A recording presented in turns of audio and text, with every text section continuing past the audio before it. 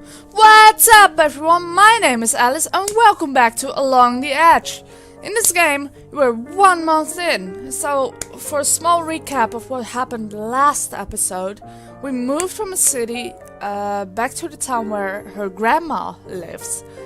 And there's one family dominating the village, like they own half of the village and the other half somehow is connected to those. So yeah, they're quite dominating on the town, and the main character's mother left the town when she was a baby and broke all contact, so she didn't know really who her grandma was or how she lived or whatever. So basically that's really the short story. If you want to know more and in detail, please go to the playlist. I'll leave it in the description, and please watch the first episode because I guess you really need it. But let's go, let's do this. I've decided to take advantage of the weekend to go back to the market.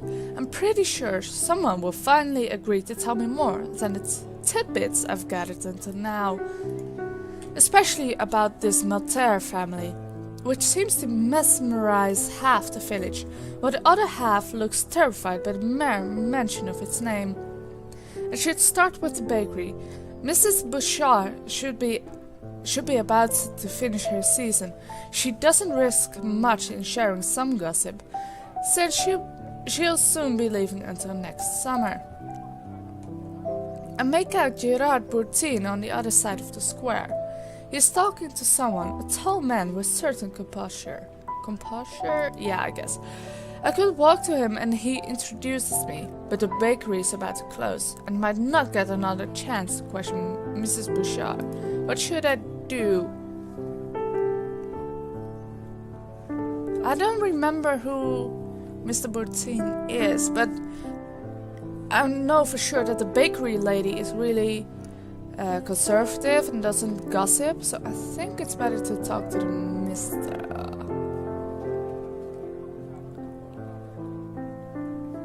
I've seen you reopen the house. Does someone live up there? Listen, Mr. Maltaire, with all due respect, it's none of your business. Hello, Mr. Bourtine. How are you doing? Oh, hello, miss. What a nice surprise. Let me introduce you to our mayor, Yves Maltaire. Oh, it would be really, really rude to stay quiet.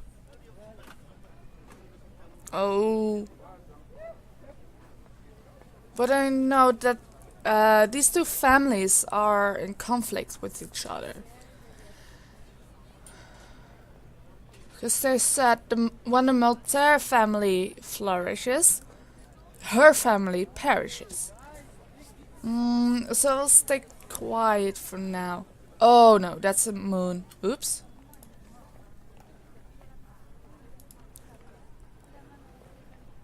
He proceeds to inspect me from head to toe, and I suddenly feel like I'm a piece of meat. I can't say I'm enjoying it. And you are Daphne. I'm a substitute teacher at the middle school. Ah, so you're the one they hired to cover for Mrs. I don't know how to pronounce this name. How do you like our little town? It's not Paris, London or New York, but we're doing our best to be welcoming. So, you'll be around for a while then? I've seen you already met Gerard. Are you well settled? I just stay vague. Ooh, for once I have a star. That's good. I am. Thanks for asking. Ah, I see you're the kind of woman who likes to shroud herself in the aura of mystery. I like that. If you need anything, you know where to find me. Okay. He makes a small gesture with his elbow in my general direction, jokingly. There's City Hall written above the front door. Goodbye, miss. Gerard, always a pleasure to see you. So, it's the famous Mr. Maltaire. Yes, it is, but you should be wary of him. Everyone seems to be afraid of the Maltese. Why? It's their reputation. They're calling the shots in the area. Not only half the time working the sawmill, but Mr. Maltese is also the mayor of this town. It's been that way for generations, and I must tell you, there's always been some quarrels between the Maltese and the La Tours. Oh, that's her last name again. I remember. Well, things are going to change. You shouldn't add fuel to the flame. If the Maltese see you as a threat, they do anything in their power to make you leave. Well, I know for sure they're hiding something.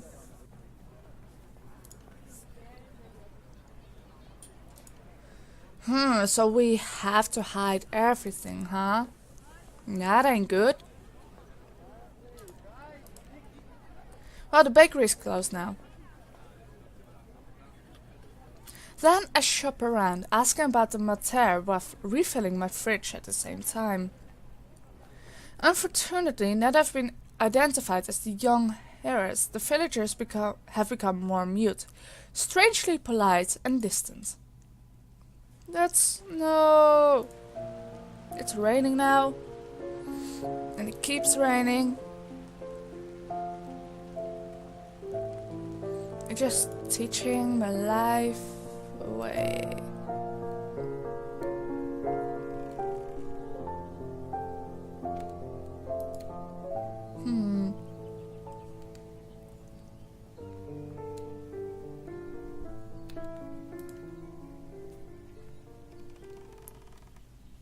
Damn, it's getting chaotic. Lost a lot of fighting and damn.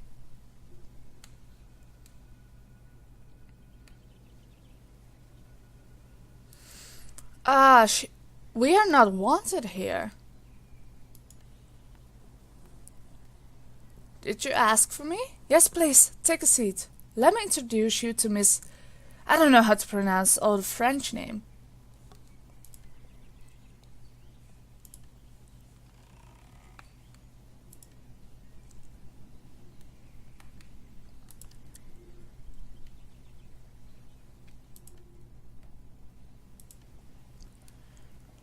Really?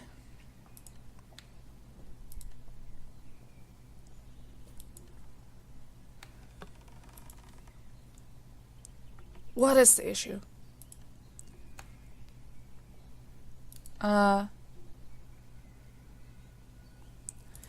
She didn't do anything wrong.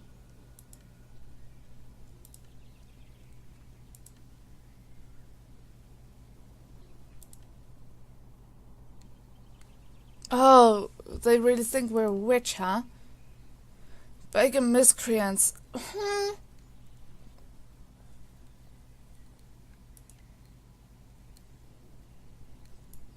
She is so weird.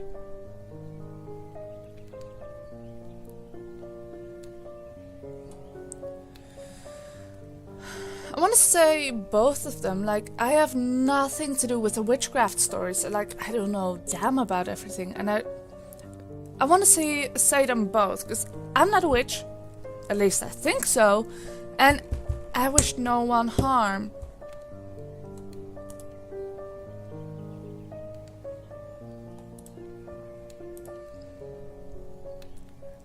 She is a scientist. We know that from the previous episode.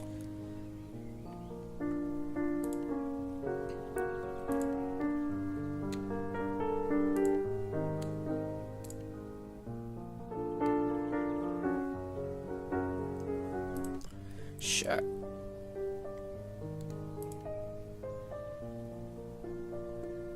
Oh, really? Who's the witch here? Like, she's accusing me for God knows what, for being a witch and being evil and... Damn. That's the third time? That's weird. Well, it's my job.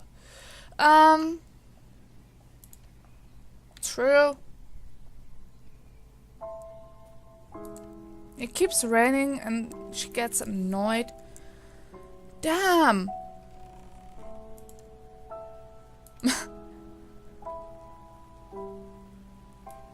Yeah, maybe it wasn't best idea to go to the village. Like, I start to regret it. Like, I shouldn't have come here. Of course, it is nice to know a bit more about the family, but all this trouble and all those witch hunters, so to call it, no. This ain't fun.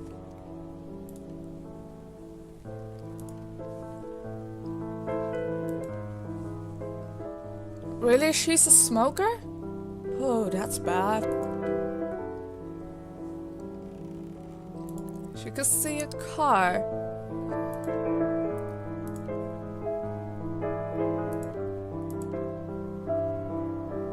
Oh, really? It's Frank. Her ex-boyfriend. He's here. That's so weird. How did he know and how did he find me? And haven't even told him I was leaving. Daphne, how long do you plan on letting me wait outside in the rain? We have to talk. Daphne, but what are you doing here?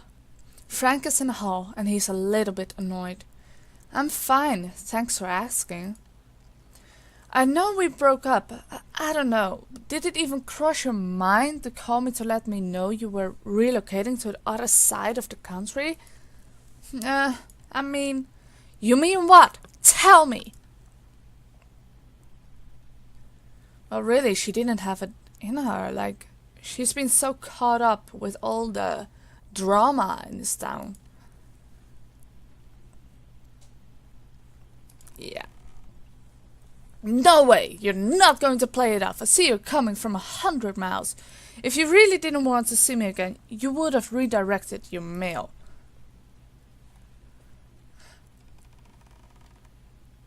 Well, if someone is annoyed and kinda pissed, I'll just stay quiet. I won't really apologize. Nothing to say. Sorry is definitely not in your vocabulary.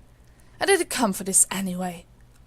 I needed to see it through on my own, you know. I'm sorry you're taking it personally. You're right, I shouldn't react like that. It's just, well, you know what I mean. No need to dwell on the past now. Wait, did you talk about mail? Yes, a letter from your mother. I know you've drifted apart, so I thought it might be important. And then I had to track you down. It wasn't exactly child's play. It would have been easier if you had left me your new address. Since I'm between jobs, I told myself I could take a couple of days off. Frank smiled at me, looking amused, then pretending to check out the room, and he adds, Funny, I've always dreamed to spend a weekend in a bed and breakfast, or should I say castle and breakfast. So, do you like it? It's a bit bigger than an old flat on the main street. Do you manage to find your way to the bathroom each time? Believe it or not, I've always known you were cut for being a baroness or something, don't you think, Lady Daphne? Oh, he's so sarcastic. I think he's sarcastic. He needs to stop kidding. What? Don't you like baroness? What about countess or duchess? Duchess sounds perfect, don't you think? Frank is walking around the hall, checking out the furniture, and then the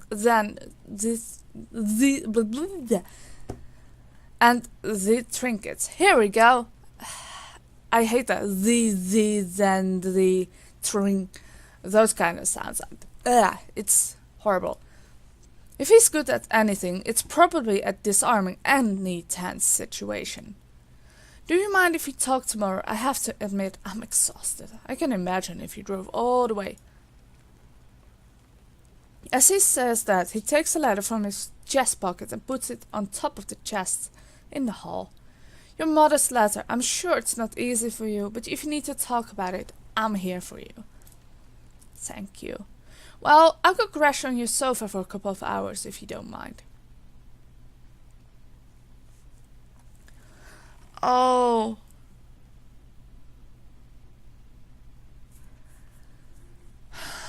He's so kind so far, and I don't know why they broke up. Maybe I forgot, maybe it's been told already.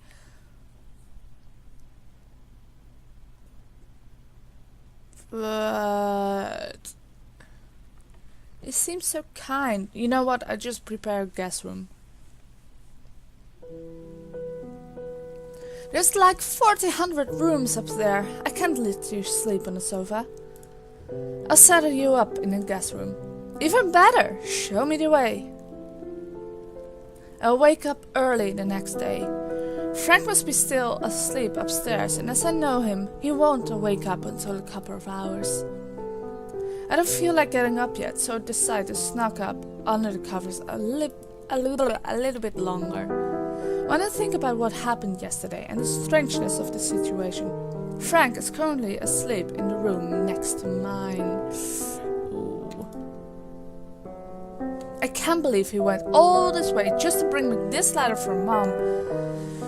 Nope, that can't be it, huh? Does he regret we broke up? Is this letter nothing but an excuse to see me again? Probably, if he really cares about you, yeah, then maybe it's just an excuse. I was ready never to see him again. Not after all we went through. What is it, lady? What is it, girl? We met 10 years ago. It was so unexpected. We were on completely different trajectories. He was a carpenter and I was a freshman at the university. Science major. I had just arrived in town. There was a party at an acquaintance's. I still don't know why I was invited. I don't know why I went either. I guess when you're 20 years old, you jump on any occasion to go out. And I suppose the idea of getting out of my student room was enough to convince me to put on a nice dress and to jump on a bus. Frank shouldn't have been there either. He was working on a particularly demanding project, but our hostess had insisted until he had given up and agreed to come. I guess even science can explain everything. We clicked together right away. What came next is very trite. A couple of years later, we moved in together. It was stupid to pay for 2 flats when we were living with each other all the time. 2 years ago, we took a step further. Frank's small carpentry business was doing well. My PhD was on track. The question came out on its own. Frank asked me if I wanted to have a child. He was sure of it. He was so sure of everything, of the strength of our relationship, that he didn't want to wait any longer, that it was the right time. I had cold feet at first, objecting that I wanted to finish my PhD first, that we would have to think about it, but he managed to convince me. That's bad. That's really bad, girl. If you're like, I'm not stable enough to have a child and don't have a steady job or a steady home, don't take a child, because a child really needs stability and like a base to grow on, and if you can't provide it, nah, that ain't good. It wasn't that hard. I loved him more than everything, and I know that sooner or later I would want to start a family with him. Why wait? We were happy. And then, late in the pregnancy, a couple of weeks before the term, I lost a child. Oh no, she had a miscarriage. No. They made me keep this inert thing in my belly until the doctor decided to induce labor. They didn't understand what went wrong. Maybe it was your mind saying like you're not ready for it because you didn't feel ready. That actually, the mind is a really powerful thing, especially with, for example, the placebo effect. Like, your mind says it works, so you feel better from it. So, yeah. Maybe that's what went wrong. Maybe. I'm not a doctor. I'm far from a doctor. And that's the only thing I can come up with. Frank stayed with me at each step. He was holding my hand as well. I was expelling death from my bowels. The doctor refused to let me see the baby, objecting that it was too much for me to handle. But I saw the look in Frank's eyes when they pulled this motionless and silent corpse out of me. No. I hung up to him as much as I could, but I could feel this hollowness in my chest all the time. I didn't want to admit it, but I knew something was irredeemably broken. Frank decided to incinerate the body and to scatter the ashes. Burying the body meant naming it, making it, in a way, exist. And it was much more than we could bear.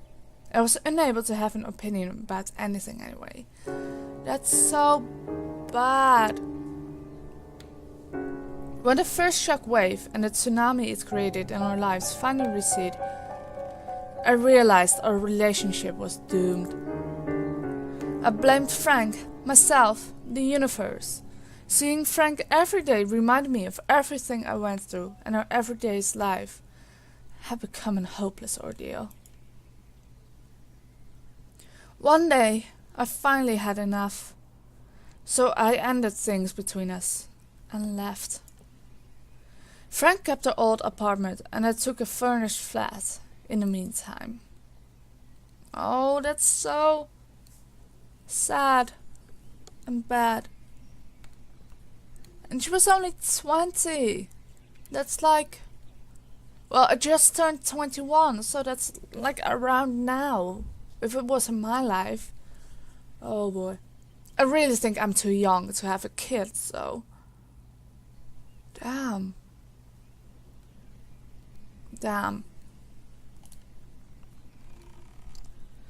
I take a quick shower, then I go downstairs.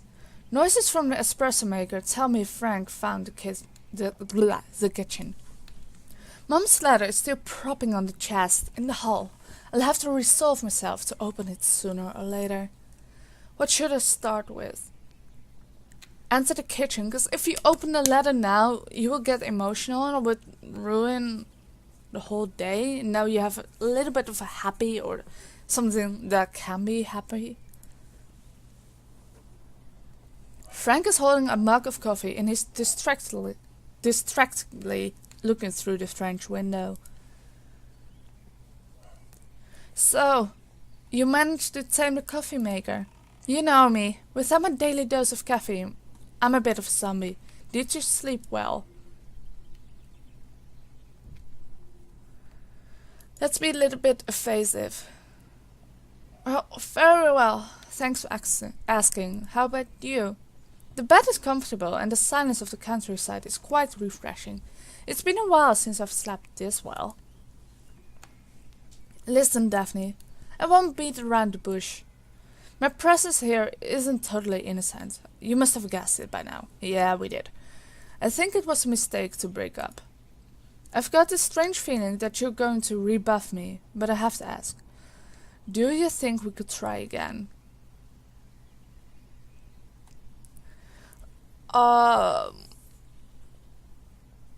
Honestly, I don't know, because in a way he seems sweet and kind, but we just heard the story. He was such an asshole in a way, because he pushed her to get pregnant and to do everything he wanted, so honestly, I don't know. Why do I keep getting the moon? I want to know more about the moon. What is the moon? What does it mean? Like I'm going on a dark path or something?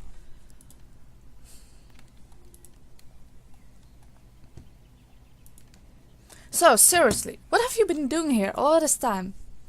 I tell him about my new job as a teacher. He's more interested in the village, as he insists on knowing every detail of this unbelievable story with the Maltese in this tower with no way in. So, your stories are very exciting, but also a bit worrying. I must say, this is what I propose. Whatever happens, I'll be around for a while. I don't have any contract in the foreseeable future, and I can't afford to take a couple of weeks off. Damn, bro, you're pushing a lot. I don't like it. After that, I'll see. If I manage to find some jobs around here, I'll stay a few more months. It's not as if anyone was waiting for me to come back. And it will give us some time to think about things. I don't want you to stay, in a way. But I guess I want to observe you a little bit more, see if you really have changed, in a way. Like, did it do anything to you? Did you think I would throw you out? Of course you can stay a couple of days, the time you need to get your bearings. Okay.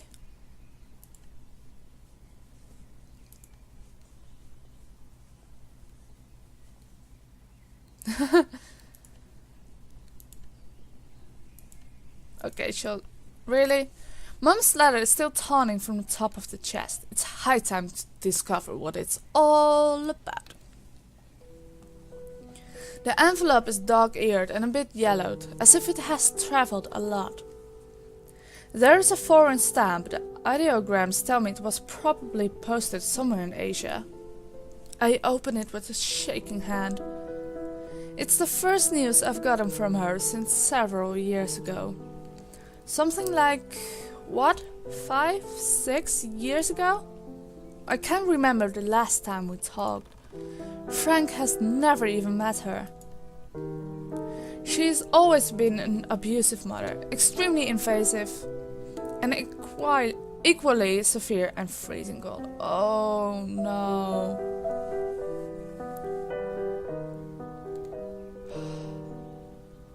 This is a little bit hurting me, because I always feel really sad and want to reach out when I hear stories like this. Like, I want to help, I want to be there for that person. And yeah, this hurts a bit. Tiny bit. When I turned 18, I got a scholarship, which enabled me to earn more financial independence, which quickly turned into total independence. You needed that, girl. I could no longer put up with her invasion of my privacy. Little by little, we lost touch. One year, I excused myself for coming for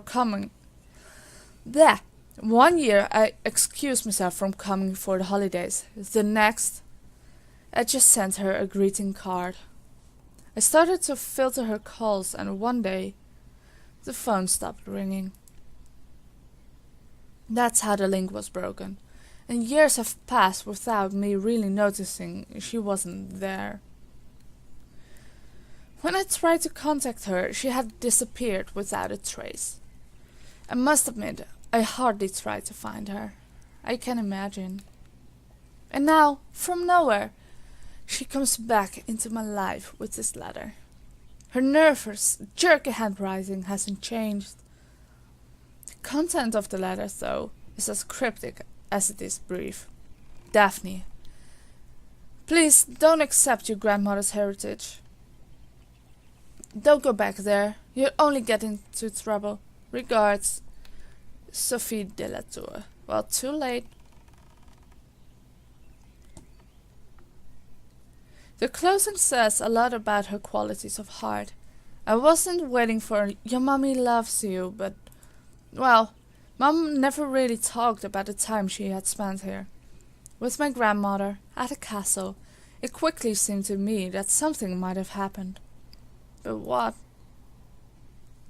I let my thoughts wander about this as I drive to school.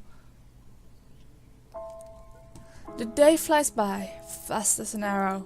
I must admit, I'm not thinking straight with all that happened since yesterday. Yeah, it is a lot. When I get to the castle, the lights are already on. Even if it's temporary, I'm glad not to be alone for a while. It's a nice change from the solitude I've experienced the last weeks. Frank has lit up the fireplace and delicious smells are coming out of the kitchen. It seems almost too perfect and I have a hard time refraining myself from taking advantage of Frank's kindness. Kindness? It says kindness, but I think it's kindness. Who seems determined to see me to my every need. Still, he manages to remain quite discreet. We take our meals together, but we otherwise tend to our things in different parts of the house. As promised, about 10 days later, he tells me he rented a small furnished flat in the village and he's moving in the next day. I'm sad to see him go, but I tell myself it's for the best. Days and weeks go by and I get back into my routine. And I get back into my routine between the school, the village, and the house. I'm taking a walk in the forest. The leaves are already turning and the trees have dressed up with the flaming colors of fall. It's getting late, but I'm too busy strolling on the path. I realize it's almost dark. I can see the castle at the end of the trail, but as I get closer, it seems to move away from me. Oh no. I feel like there's a presence behind my back. Although I tell myself I don't believe in this stuff, I'm slowly giving in to panic. What's going on? What's going on? I hope this is a dream. I start running. The house has disappeared completely and I find myself in a kind of meadow. There's something there, at the center of it, that's gently reflecting the moonlight. As I get closer, I discover it's an oval pool filled with a silvery liquid. I look at my reflection, and it's both me and not me at the same time. This feeling of alterity gets stronger and stronger as I'm getting closer. I can make out my facial features, but something has changed. I'm wearing a short skirt with black thighs and some kind of fashionable short jacket. I'm wearing makeup, much more than usual. The most shocking is my hair. It's terribly short, kind of a bob haircut, platinum blonde. I look angry. I reach towards the reflecting surface, my index stretched out, and the mirror starts to stir, as if it was resonating. When the finger gets in contact with the cold and strangely moist surface, it breaks into 1,000 pieces. For a while, darkness is complete. Oh no. I'm in a kind of garden, surrounded by a heavy fog. I'm moving towards a reddish light source that is calling to me like a lighthouse in a woolly muffled storm. I can make out a statue of kind of human-sized sphinx carved in granite. There's something majestic but profoundly sad in the hunched-up, impassible attitude of the creature. When I'm close enough to distinguish its face, I realize the creature and I look exactly alike. I see my face reflected in hers, like a mirror. No. Then the eyes began to animate, and the imploring, helpless look seems to call for mercy. Is this like a dream, like she's walking around in her mind, and she can see all her emotions, all the people she can turn into? I think so. I'm frozen in contemplation, my heart overflowing with sadness and awe, when once again I feel this sickening presence, like a tepid breath on my nape. Seized by terror, I struggle to turn around, and suddenly I'm falling endlessly before darkness encompasses me. Not again. That's when I burst out of sleep. I told you it was a dream. But that is end of chapter 2. And chapter 3 looks dark, burning. Like hell in a way. All those people are cut out. Oh god. This is so weird. I don't know what's going on. I don't know what to think. I still love this game. The story is really good. I love it. But oh, it's so sad. Or maybe I made it sad. Unconsciously. Ooh. But I like it in a way. But it's kind of triggering me in a way. But if you guys are affected by this or just want to talk to me about happy stuff or God knows what, please join my Discord server and we can talk and straighten everything out. And also if you want to play another game with me, I would love to meet you, see you on the Discord server. That would be really awesome. But I'm going to leave this episode here. If you like this video, please zap the like button, will ya? And I will see you in the next video. See ya!